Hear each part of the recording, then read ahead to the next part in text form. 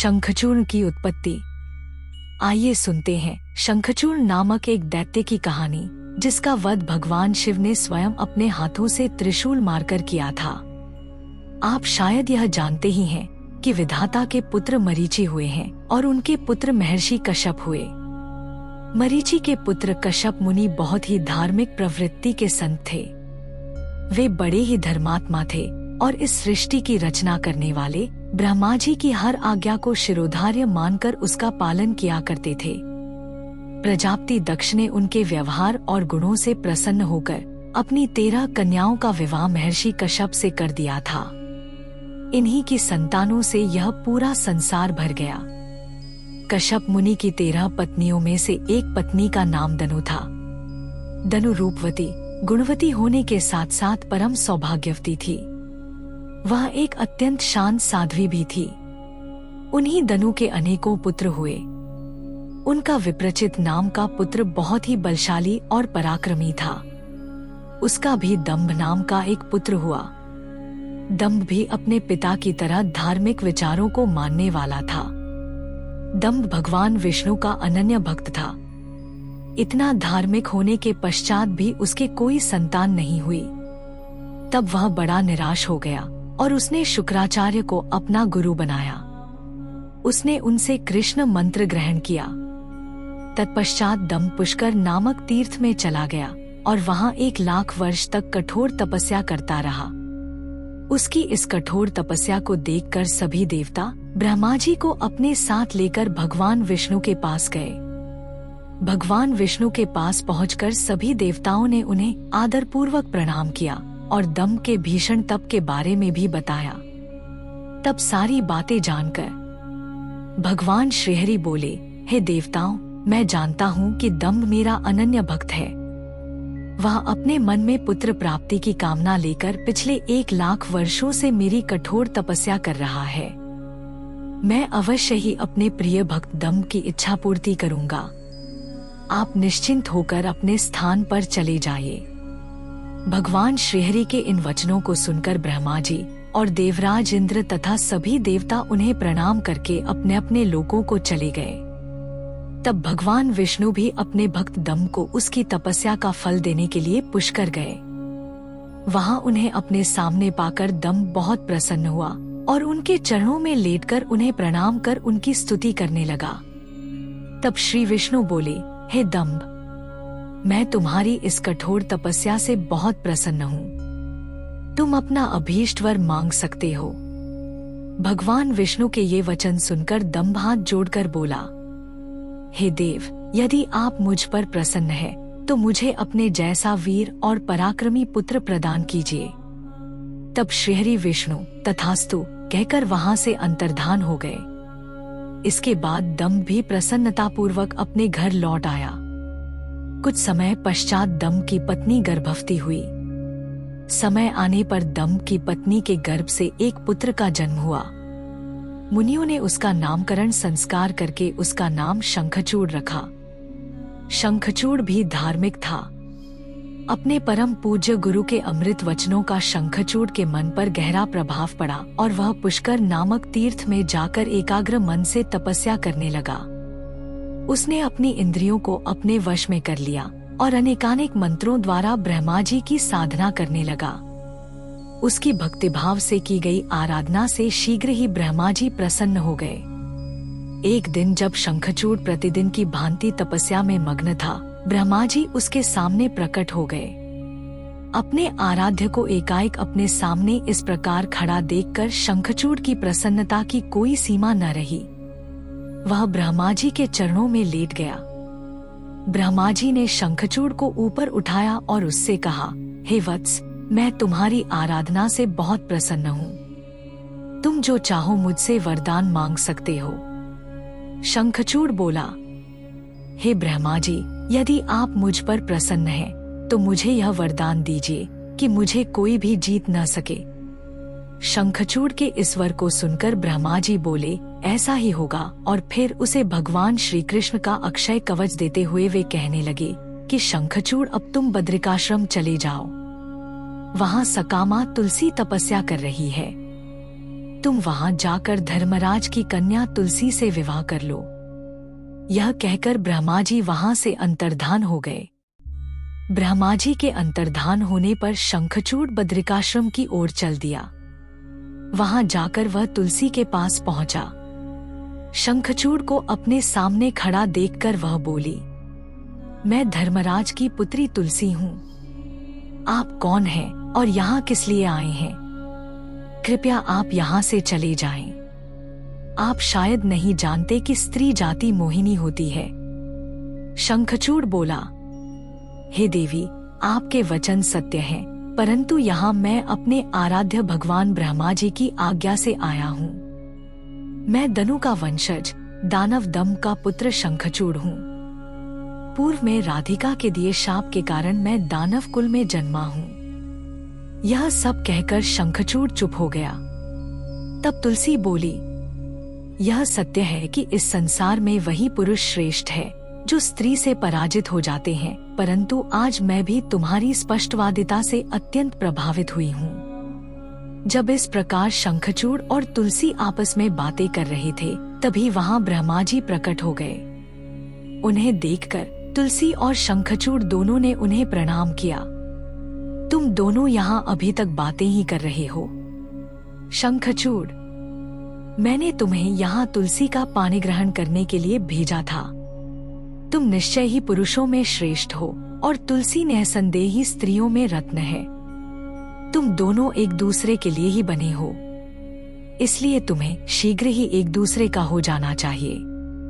शंखचूड़ और तुलसी को विवाह करने के लिए कहकर ब्रह्मा जी वहां से चले गए। ब्रह्मा जी का आदेश मानते हुए तुलसी और शंखचूड़ ने गंधर्व रीति से विवाह कर लिया। तत्पश्चात वे दोनों अनेक सुंदर मनोरम स्थानों पर अनेकों वर्षों तक विहार करते रहे। एक दूसरे का साथ पाकर वे बहुत प्रसन्न थे। उसके बाद शंखचूड़ तुलसी को अपने साथ लेकर अपने घर वापस आ गया। जब दानवों को इस बात की सूचना मिली कि शंखचूड़ को ब्रह्मा जी से वरदान प्राप्त हुआ है, तो वे सभी बहुत प्रसन्न हुए। दैत्य गुरु शुक्राचार्य ने स्वयं वहां आकर शंखचूड़ को ढेरों आशीर्वाद प्रदान किए। तत्पश्चात उन्होंने शंखचूड़ को असुरों का आधिपत्य देते हुए उसका राज्याभिषेक कराया। राज सिंहासन संभालने के पश्चात शंखचूड़ बहुत प्रसन्न था। तब शुक्राचार्य बोले, हे असुरराज, तुम निसंदेह ही वीर और पराक्रमी हो। तुम्हें आज असुरों का राज्य सौंपकर मुझे बहुत हर्ष हो रहा है। अब इस राज्य का विस्तार करना और असुरों की रक्षा करने का दायित्व तुम्हारा है। यह कहकर दैत्यगुरु शुक्राचार्य वहां से चले गए। उसने अपने राज्य का विस्तार करने के उद्देश्य से अपनी विशाल सेना को इंद्रलोक पर आक्रमण करने का आदेश दे दिया। वह स्वयं भी उस युद्ध में जा खड़ा हुआ। असुरों और देवताओं में बड़ा भयानक युद्ध शुरू हो गया। देवताओं ने अनेक असुरों को मार गिराया, अनेकों को घायल कर दिया। यह देखकर असुर सेना विचलित होकर इधर-उधर भागने लगी। इसे देखकर असुरराज शंखचूड़ का क्रोध 7वें आसमान पर जा पहुंचा। अपनी पूरी शक्ति से युद्ध करते हुए उसने देव सेना को खदेड़ दिया। दैत्यराज शंखचूड़ से डरकर देव सेना तितर-बितर हो गई और अपने प्राणों की रक्षा के लिए गुफाओं और कंदराओं में जाकर छुप गई। महाबली वीर प्रतापी शंखचूड़ ने स्वर्ग पर अधिकार कर लिया और स्वर्ग के सिंहासन पर विराजमान हो गया। सूर्य, अग्नि, चंद्रमा, कुबेर, यम, वायु आदि सभी देवता शंखचूड़ के अधीन हो गए। अनेक देवता शंखचूड़ के डर से भाग निकले। जो देवता वहां से भाग निकले थे वे अपने प्राणों की रक्षा के लिए इधर-उधर मारे फिर रहे थे।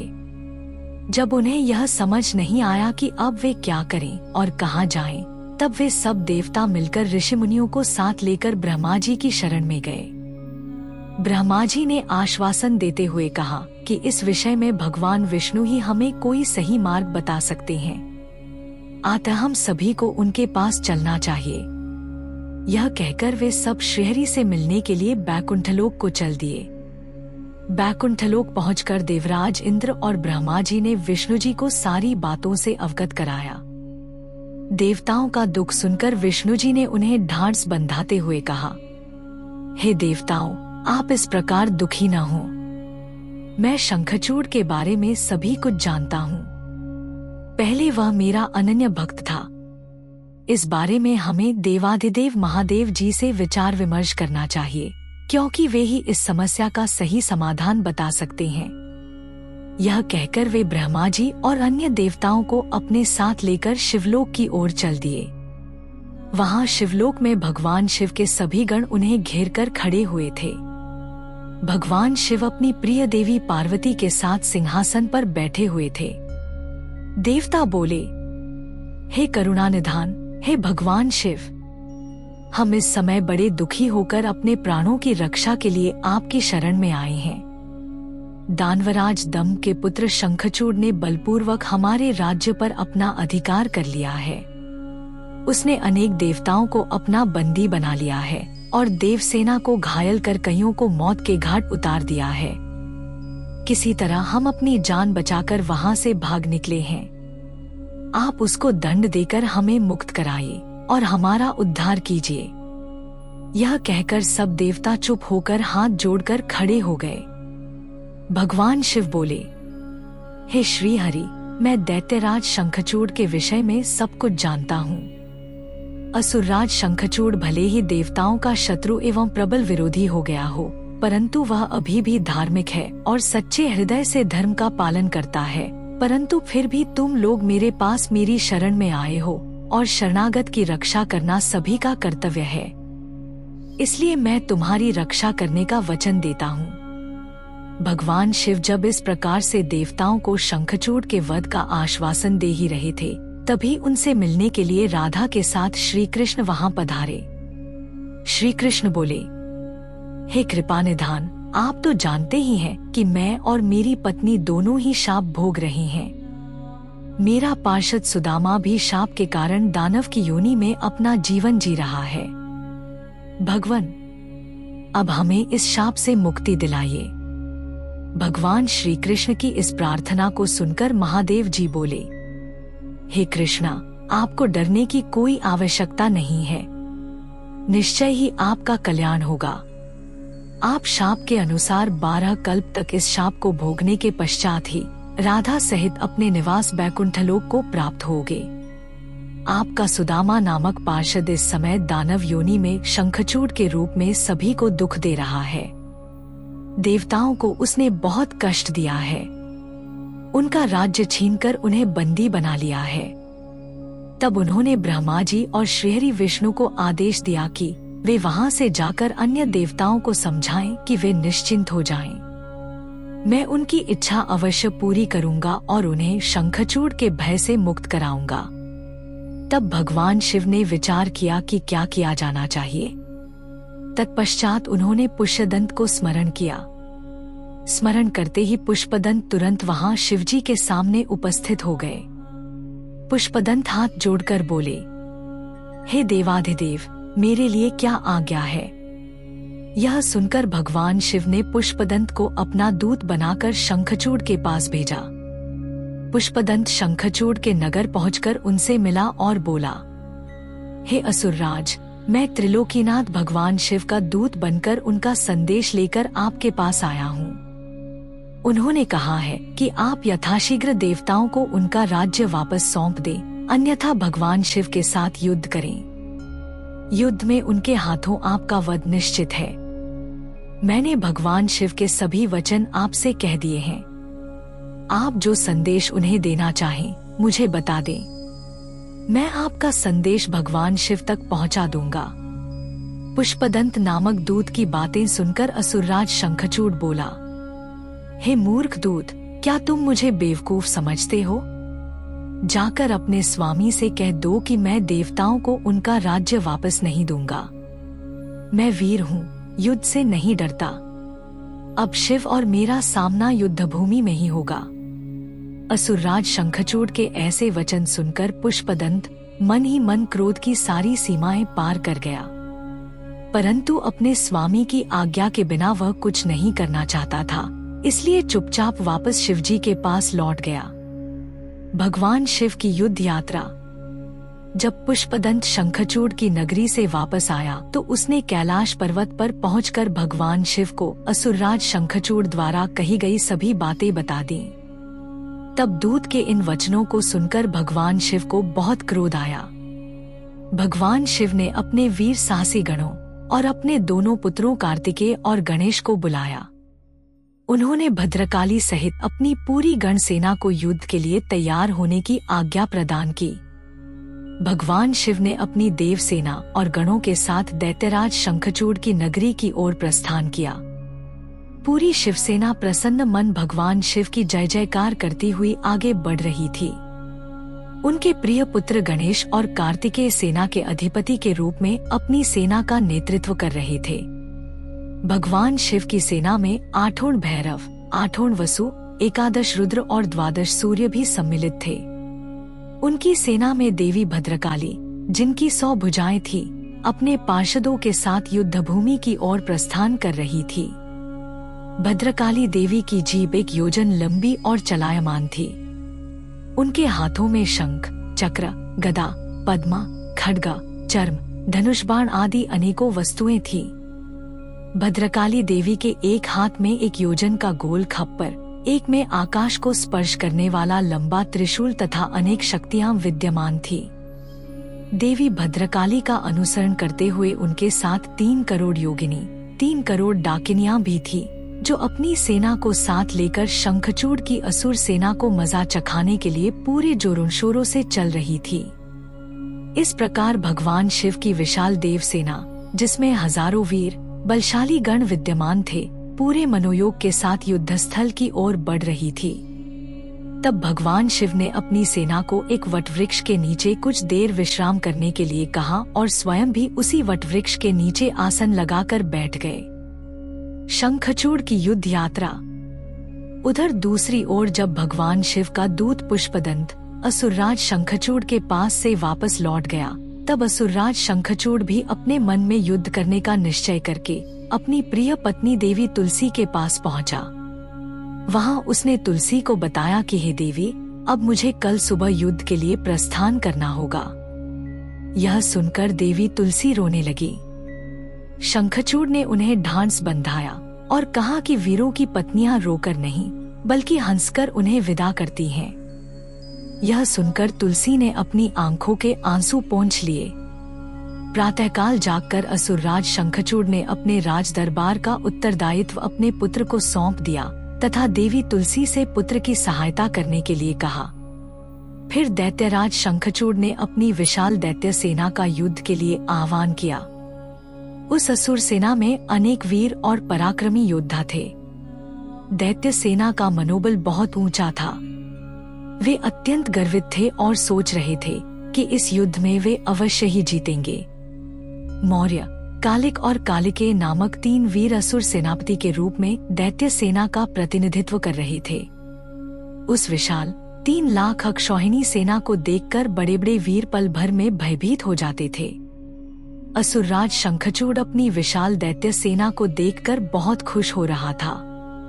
तब युद्ध के लिए प्रस्थान करती हुई उस सेना का नेतृत्व स्वयं असुरराज शंखचूड़ ने आगे आकर किया। उनके पीछे वाले रथ में दैत्यों के गुरु शुक्राचार्य उनका मार्ग प्रशस्त कर रहे थे। इस प्रकार अपने स्वामी शंखचूड़ की जय जयकार का उद्घोष करती हुई वह राक्षस सेना तीव्र गति से आगे बढ़ी चली जा रही थी। चलते चलते काफी समय बीत गया। आखिर पुष्पभद्रा नामक नदी के किनारे एक अक्षय वट वृक्ष के नीचे दैत्य सेना ने अपना डेरा लगाया। वहीं से कुछ दूरी पर देव सेना ने भी अपना डेरा डाला हुआ था। शंखचूड़ की युद्ध यात्रा। दैत्यराज शंखचूड़ ने अपने एक दूत को संदेश देकर भगवान शिव के पास भेजा। दैत्यराज शंखचूड़ का वह दूत भगवान शिव के पास पहुंचा और बोला, हे शिव, मैं दैत्यराज शंखचूड़ का दूत हूँ और उनका संदेश लेकर आपके पास आया हूँ। मेरे स्वामी ने कहलवाया है कि वे यहाँ आ गए हैं। अब आपकी क्या इच्छा है? तब दैत्यराज के उस दूत से शिवजी बोले, दूत, तुम जाकर अपने स्वामी शंखचूड़ से कहो कि देवताओं के साथ शत्रुता छोड़कर उनसे मित्रता कर लो। उनका हड़पा हुआ राज्य उन्हें वापस कर दो और तुम सुखपूर्वक अपने राज्य पर शासन करो। दैत्यराज से कहना कि वे शुद्धकर्मी महर्षि कश्यप की संतान हैं। उन्हें ऐसा करना शोभा नहीं देता, इसलिए वे समय रहते मेरी समझाई हुई बात को समझ जाएं, अन्यथा इसके परिणाम दानवों के लिए बहुत घातक हो सकते हैं। भगवान शिव के इस प्रकार के वचन सुनकर वह दूत पुनः बोला, हे देवाधिदेव, हालांकि आपकी बातों में कुछ सच्चाई है, परंतु क्या हमेशा हर बात में असुर ही गलत होते हैं? देवता हमेशा सही होते हैं? उनकी कभी कोई गलती नहीं होती। आपके अनुसार सारे दोष असुरों में हैं, जबकि वास्तविकता में ऐसा बिल्कुल भी नहीं है। दोष केवल असुरों में ही नहीं, देवताओं में भी है। मैं उनका पक्ष लेने वाले आपसे पूछता हूँ कि मधु और कैटब नामक दैत्यों के सिरों को किसने काटा? त्रिपुरों को युद्ध करने के पश्चात क्यों भस्म कर दिया गया? आप सदा से ही देवताओं और दानवों में पक्षपात करते आए हैं।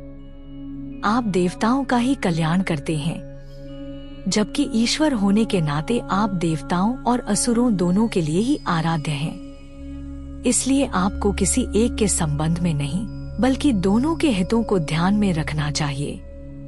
शंखचूड़ के दूत के वचनों को सुनकर कल्याणकारी शिव बोले, दूत, तुम्हारी यह बात पूर्णतः गलत है।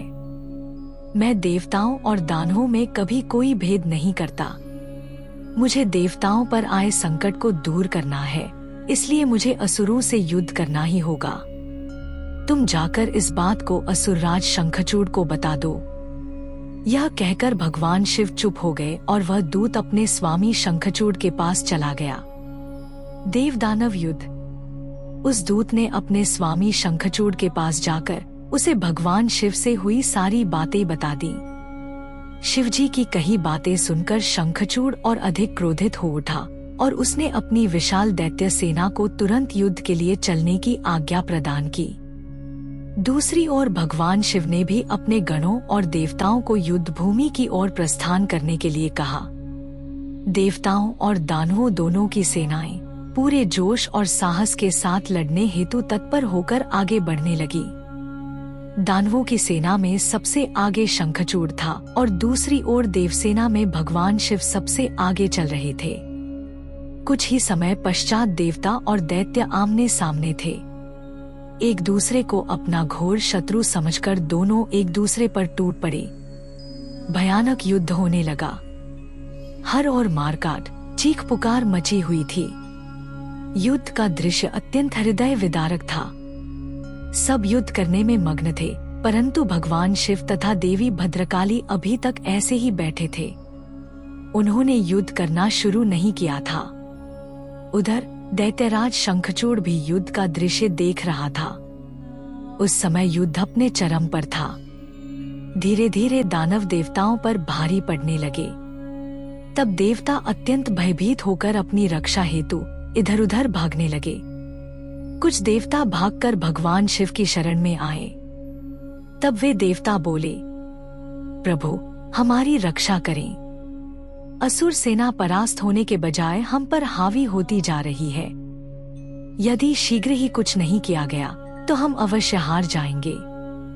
देवताओं के ये वचन सुनकर भगवान शिव को बहुत क्रोध आया। वह उठकर खड़े हो गए और स्वयं युद्ध करने के लिए आगे बढ़े। युद्ध स्थल में पहुंचते ही उन्होंने असुरों की अक्षौहिणी सेना का नाश कर दिया। देवी भद्रकाली भी अनेक दैत्यों को मार मार कर उनका रक्त पीने लगी। इस प्रकार असुरों को युद्ध में कमजोर पड़ता देखकर देवताओं में एक नई जान आ गई। जो देवता इधर उधर अपने प्राणों की रक्षा के लिए भाग गए थे, वे भी आकर पुनः युद्ध करने लगे। उधर भद्रकाली देवी क्रोध से भरकर दैत्यों को पकड़ पकड़कर अपने मुख में डालने लगी। स्कंद ने अपने बाणों से करोड़ों दानवों को मौत के घाट उतार दिया। यह देखकर असुर सेना भयभीत होकर अपने प्राणों की रक्षा करने हेतु इधर उधर भागने लगी।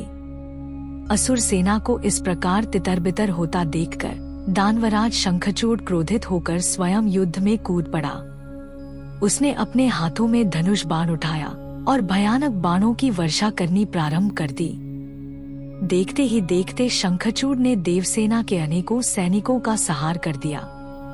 यह देखकर स्कंद देव आगे बढ़े और शंखचूड़ को ललकारने लगे। शंखचूड़ ने क्रोधित होकर स्कंद पर पलटकर वार किया। उसने स्कंद का धनुष काट दिया और पूरी शक्ति से स्कंद की छाती पर प्रहार किया। फलस्वरूप स्कंद मूर्छित होकर जमीन पर गिर पड़े। कुछ ही देर बाद स्कंद उठकर खड़े हो गए और उन्होंने अपने बाण से शंखचूड़ के रथ में छेद कर दिया। यही नहीं, स्कंद ने शंखचूड़ का कवच, किरीट आदि कुंडल भी गिरा दिया। तत्पश्चात उसने एक भयानक विषबुझी शक्ति से शंखचूड़ पर प्रहार किया। इस प्रहार से शंखचूड़ मूर्छित होकर धरती पर गिर पड़ा और काफी समय तक ऐसे ही पड़ा रहा। कुछ समय पश्चात वह ठीक होकर पुनः युद्ध करने लगा। इस बार उसने भगवान शिव के पुत्र कार्तिकेय को अपना निशाना बनाया और उस पर भयानक शक्ति का प्रहार किया, जिससे कार्तिकेय बेहोश होकर जमीन पर गिर पड़े। तब कार्तिकेय को इस प्रकार धरती पर बेहोश पड़ा हुआ देखकर देवी भद्रकाली उन्हें गोद में उठा लाईं। उनकी दशा देखकर शिवजी ने उन पर अपने कमंडल का जल छिड़का। जल छिड़कते ही कार्तिकेय फौरन उठ बैठे और पुनः युद्ध करने के लिए युद्ध चल रहा था। यह कह पाना कठिन था कि दोनों में से कौन अधिक वीर और बलशाली है। एक दूसरे पर वे बड़े शक्तिशाली ढंग से प्रहार कर रहे थे। देवी भद्रकाली भी पुनः युद्ध में आकर दानवों का भक्षण करने लगी। भद्रकाली शंखचूड़ युद्ध। देवी भद्रकाली ने युद्ध भूमि में जाकर भयंकर सिंहनाद किया, जिससे डरकर अनेकों दानव मूर्छित होकर धरती पर गिर पड़े। भद्रकाली ने अपने तेज और नुकीले दांतों से दानवों का रक्त चूसना शुरू कर दिया। यह देखकर युद्धरत दानव भय से आतंकित हो उठे। वे डरकर इधर उधर भागने लगे। यह देखकर दानवराज शंखचूड़ दौड़कर देवी भद्रकाली से युद्ध करने के लिए आगे आया। शंखचूड़ को सामने खड़ा देखकर भद्रकाली ने प्रलय अग्नि के समान भयंकर बाणों की वर्षा करनी शुरू कर दी, परंतु शंखचूड़ ने वैष्णव नामक अस्त्र से उस वर्षा को शांत कर दिया। देवी भद्रकाली ने उसके जवाब में नारायण अस्त्र चलाया, परंतु शंखचूड़ हाथ जोड़कर उस अस्त्र को प्रणाम करने लगा, जिससे वह नारायण अस्त्र वहीं पर शांत हो गया। दैत्यराज शंखचूड़ अपने भयानक बाणों से देवी पर प्रहार करता और देवी उन असंख्य बाणों को अपनी विकराल दाढ़ों से चबा जाती। इस प्रकार देवी और शंखचूड़ में भयानक संग्राम होने लगा।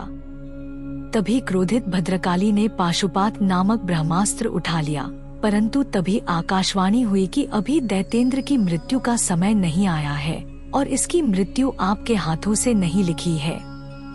तब देवी ने पाशुपात अस्त्र को वापस कर दिया और उसे काटने के लिए दौड़ी। यह देखकर असुरराज ने रौद्रास्त्र चलाकर उनकी गति को कम किया। तब भद्रकाली ने असुरराज द्वारा प्रयोग की गई सारी शक्तियों को तहस-नहस कर दिया और आगे बढ़कर शंखचूड़ की छाती पर अपने मुक्के का जोरदार प्रहार किया। इस प्रहार से शंखचूड़ बेहोश होकर धरती पर गिर पड़ा, लेकिन कुछ ही देर पश्चात पुनः उठकर वह भद्रकाली देवी से युद्ध करने लगा। तब देवी ने उसे कसकर पकड़ लिया और चारों ओर घुमाकर धरती पर फेंक दिया। शंखचूड़ कुछ समय तक ऐसे ही पड़ा रहा। तब देवी ने अन्य दानवों का वध करना शुरू कर दिया। शंखचूड़ चुपचाप उठा और जाकर अपने रथ पर धीरे से बैठ गया। शंखचूड़ की सेना का सहार। कुछ देवताओं ने भगवान शिव के पास जाकर उन्हें भद्रकाली और शंखचूड़ के इस भयानक युद्ध के बारे में बताया। ये सारी बातें सुनकर भगवान शिव स्वयं युद्ध करने के लिए आगे बढ़े। जब भगवान शिव अपने वाहन नंदीश्वर पर चढ़कर युद्ध स्थल में पधारे तो उन्हें देखकर असुरराज शंखचूड़ ने उनका अभिवादन किया। तत्पश्चात शंखचूड़ अपने विमान पर चढ़ गया और भगवान शिव से युद्ध करने की तैयारी करने लगा। उसने अपना रक्षा कवच पहना और युद्ध करने के लिए अपने हाथ में धनुष बाण उठा लिया। वह पूरे उत्साह के साथ भगवान शिव पर दिव्यास्त्रों का प्रहार कर रहा था। इस प्रकार भगवान शिव और असुरराज शंखचूड़ का भयानक युद्ध 100 वर्षों तक निरंतर चलता रहा। महावीर और पराक्रमी शंखचूड़ ने अनेक शक्तिशाली बाणों और असंख्य मायावी अस्त्र शस्त्रों का प्रयोग शिवजी पर किया, परंतु परमेश्वर शिव ने उन सबको पल भर में काट दिया। भगवान शिव ने क्रोधित होकर उस पर पुनः प्रहार किया। यह देखकर शंखचूड़ ने चतुराई से काम लेते हुए मन में सोचा कि यदि मैं भगवान शिव के वाहन को ही नुकसान पहुंचा दूं, तो वे पल भर में ही जमीन पर आ गिरेंगे और इस प्रकार मैं उन पर झपटकर उन्हें अपने वश में कर लूंगा। यह विचार मन में आते ही शंखचूड़ ने शिवजी के वाहन नंदीश्वर के सिर पर तलवार से वार किया, परंतु देवाधिदेव ने क्षणमात्र में ही उस तलवार के 2 टुकड़े कर दिए। अपने प्रिय नंदीश्वर को युद्ध में निशाना बनता देखकर उनके सब्र का बांध टूट गया और उन्होंने अपने तेज बाणों से दैत्यराज की ढाल को भी काट दिया। जब तलवार और ढाल दोनों ही खराब हो गईं, तब शंखचूड़ ने अपनी गदा से युद्ध लड़ना आरंभ कर दिया, परंतु गदा का भी हाल वही हुआ जो तलवार और ढाल का हुआ था। तभी देवी भद्रकाली वहां पहुंचकर राक्षसों को मारने काटने लगी। देखते ही देखते उन्होंने अनेकों वीर दैत्यों का संहार कर दिया। कई का रक्त चूस लिया और बहुतों को अपने मुख में डालकर जिंदा ही निगल लिया। अपनी विशाल दैत्य सेना का इस प्रकार सर्वनाश होता देखकर शंखचूड़ को अत्यधिक पीड़ा हुई। उसका दर्द तब और भी बढ़ गया जब उसने अपने साहसी वीर राक्षसों को प्राण बचाने के लिए जहां तहां भागते हुए देखा। शिवजी द्वारा शंखचूड़ वध। तत्पश्चात उसने अपनी माया का प्रयोग करते हुए सभी देवताओं सहित देवाधिदेव महादेव को भयभीत करने का प्रयास किया, परंतु इस जगत के स्वामी को इस प्रकार भला कोई डरा सकता है क्या? देवाधिदेव महादेव जी उसकी माया से तनिक भी भयभीत नहीं हुए और उन्होंने शंखचूड़ पर अनेक दिव्य शक्तियों से प्रहार किया, जिनके फलस्वरूप शंखचूड़ की माया पल भर में ही विलुप्त हो गई। क्रोधित महादेव जी ने दैत्येंद्र का वध करने के लिए अपने हाथ में त्रिशूल उठा लिया। जैसे ही वे त्रिशूल का प्रहार करने आगे बढ़े, तभी उन्हें एक आकाशवाणी सुनाई दी जो कि सिर्फ शिवजी के लिए ही थी। आकाशवाणी बोली, हे कल्याणकारी शिव भगवान, आप इस तुच्छ राक्षस का वध करने के लिए त्रिशूल का प्रयोग क्यों कर रहे हैं? इसे मारना आपके लिए बहुत ही आसान है। जब तक शंखचूड़ के पास भगवान विष्णु का कवच और पतिव्रता स्त्री है, तब तक शास्त्रानुसार यह अवध्य है। आकाशवाणी सुनते ही भगवान शिव ने अपने त्रिशूल को तुरंत ही रोक दिया और मन में श्रीहरि विष्णु का स्मरण किया। श्रीहरि अगले ही क्षण हाथ जोड़े उनके सामने उपस्थित हो गए। तब शिवजी ने विष्णु जी को इस संकट को दूर करने का आदेश दिया। भगवान विष्णु ने तुरंत एक ब्राह्मण का वेश धारण किया और भिक्षा मांगने के लिए दैत्यराज शंखचूड़ के पास पहुंच गए। वहां पहुंचकर विष्णु जी ने भिक्षा मांगी। तब शंखचूड़ ने पूछा, हे ब्राह्मण देव, आपको क्या चाहिए? मैं अवश्य ही दूंगा, परंतु पहले यह बताइए तो सही कि आप क्या चाहते हैं। तब ब्राह्मण का रूप धारण किए हुए विष्णु जी बोले कि पहले प्रतिज्ञा करो कि मैं जो मांगूंगा तुम मुझे दोगे। इस प्रकार जब शंखचूड़ ने ब्राह्मण को उसकी इच्छित वस्तु देने का वचन दे दिया, तब विष्णु जी ने उससे उसका कवच मांग लिया। कवच लेने के पश्चात वे ब्राह्मण के रूप में ही दैत्यराज की पत्नी देवी तुलसी के पास गए। मायावी विष्णु जी देवताओं के कार्य को पूरा करने के लिए देवी तुलसी के साथ भक्तिपूर्वक विहार करने लगे। दूसरी ओर जब भगवान शिव को अपनी दिव्य अलौकिक शक्ति द्वारा इस बात का ज्ञान हुआ कि शंखचूड़ की रक्षा करने वाला कवच और उसकी पतिव्रता स्त्री की शक्ति अब उसके साथ नहीं रही, तो तुरंत ही उन्होंने अपना विजय नामक त्रिशूल उठा लिया और पूरी शक्ति से उस त्रिशूल का प्रहार दैत्यराज पर किया। उस दिव्य त्रिशूल के प्रहार से पल भर में ही शंखचूड़ के प्राण पखेरु उड़ गए। दैत्यराज शंखचूड़ के मरते ही चारों दिशाओं में मंगल गान होने लगा और भगवान शिव पर आकाश से फूलों की वर्षा होने लगी। वहां उपस्थित सभी देवता भगवान शिव की स्तुति करने लगे और उनको धन्यवाद कहने लगे। असुरराज शंखचूड़ भी भगवान शिव के हाथों मृत्यु को प्राप्त होकर अपने शाप से मुक्त हो गया। उसकी हड्डियों से एक विशेष शंख की जाति बनी। उस शंख में रखा गया जल अत्यंत शुद्ध माना जाता है और उसका प्रयोग देवताओं पर जल चढ़ाने के लिए तथा घरों को शुद्ध करने के लिए किया जाता है। वह जल देवी लक्ष्मी और श्रीहरि विष्णु को बहुत प्रिय है, परंतु इस जल को भगवान शिव की पूजा में प्रयोग नहीं किया जाता। इस प्रकार दैत्यराज शंखचूड़ के वध के पश्चात कल्याणकारी भगवान शिव प्रसन्नतापूर्वक नंदीश्वर पर आरूढ़ होकर देवी भद्रकाली, कुमार कार्तिकेय और गणेश सहित अपने अनेकों गणों को साथ लेकर पुनः अपने निवास कैलाश पर्वत की ओर चल दिए। तत्पश्चात अन्य देवता भी प्रसन्न हृदय से अपने लोकों को चले गए।